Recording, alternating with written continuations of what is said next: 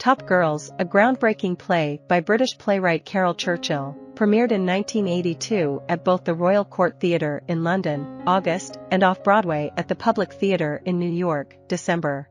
Following her earlier success with Cloud 9 in 1979, Top Girls solidified Churchill's international acclaim as a playwright. The play received the prestigious 1983 Obie Award for Best Play of the Year and continues to be one of Churchill's most renowned and frequently staged works. It is often included in anthologies as a canonical contemporary play, further establishing its significance. Top Girls played a vital role in establishing Churchill as one of the foremost playwrights of the late 20th century. Since then, she has written over 30 plays, showcasing her prolific talent.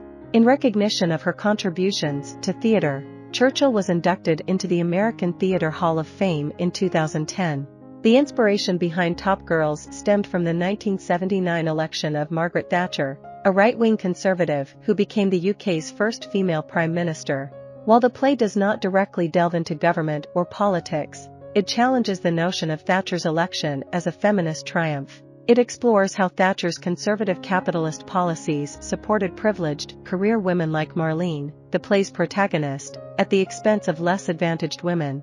Top Girls raises questions about the sacrifices women are expected to make in pursuit of career success, questioning the true extent of progress in women's equality in the post-war era. Churchill's postmodern, semi-surrealist, and experimental structure in Top Girls revolutionized theatrical conventions, particularly in terms of dialogue, nonlinearity, and feminist historiography portrayed on stage.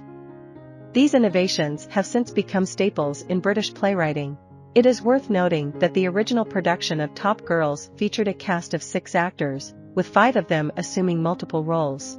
Although the script does not mandate this specific casting, a director may choose to follow this pattern, as there are resemblances and thematic connections among the characters portrayed by the same actor.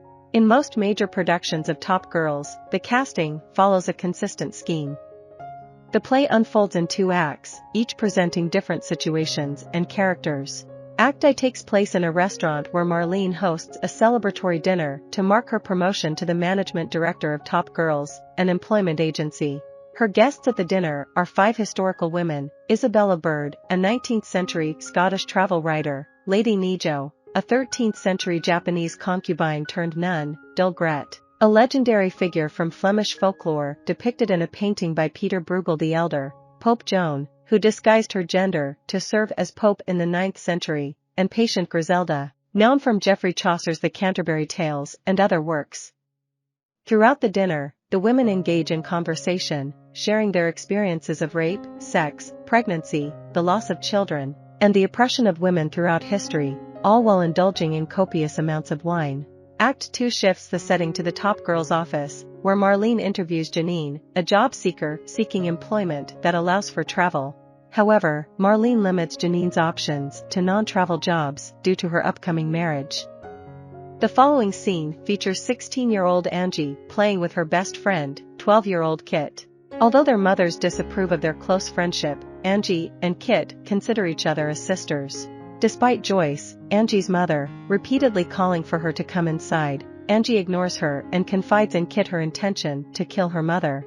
Angie shares her belief that her aunt, Marlene, who visited a year ago, is her real mother, and she plans to visit her in London.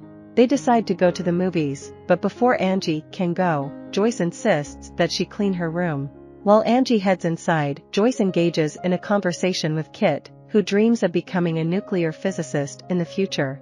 Joyce is taken aback when she realizes that she views Angie as unintelligent with no prospects, especially since Angie dropped out of school. After Angie returns and Joyce goes inside, Angie reiterates her threat to kill her mother. Meanwhile, at the Top Girls' office, Marlene and her 2 subordinates continue conducting interviews, following the same restricted approach as they did with Janine. Unexpectedly, Angie shows up for a surprise visit, leaving Marlene unsure of how to handle the situation. The wife of the man passed over for Marlene's promotion arrives and holds Marlene responsible for her husband's stress, anger, and declining health. She demands that Marlene give up the job, but Marlene firmly stands her ground. Angie is amazed by her aunt's assertiveness. Eventually, Angie falls asleep, leading Marlene to comment on her perceived lack of future prospects. Act 3 transports us back in time to Joyce's house on a Sunday night, a year earlier.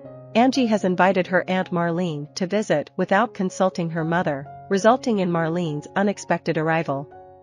Marlene brings gifts, but Joyce remains unimpressed. It has been 6 years since Marlene last visited. Angie is thrilled about everything, including her aunt's presence, but she needs to go to bed since she has school the next morning. Joyce and Marlene engage in an argument. Joyce harbors resentment toward Marlene for prioritizing her career over family responsibilities, leaving Joyce alone to care for their ailing mother. Through their argument, Angie's suspicion is confirmed: Marlene is indeed her biological mother. Marlene became pregnant at the age of 17, and Joyce agreed to raise the baby. Despite Joyce's financial struggles, working 4 jobs, she refuses Marlene's offers of child support. Their dispute extends beyond personal matters and delves into political differences, as Marlene embraces conservatism, admires Margaret Thatcher, and holds negative views towards the poor, failing to acknowledge how her own success has been facilitated by her sister's sacrifices. In contrast, Joyce despises the wealthy and advocates for socialism. Joyce retires to bed, concluding that the vast divide between her and Marlene is insurmountable. They cannot maintain a friendship, and Joyce believes it would be best for Marlene not to visit again anytime soon. Meanwhile, Angie emerges from her room, visibly frightened and searching for her mother. She encounters Marlene, who attempts to provide solace and inquires if Angie had a disturbing dream. Angie responds enigmatically, frightening. I hope you enjoyed this video. Leave a like if you did and be sure to subscribe. Thank you.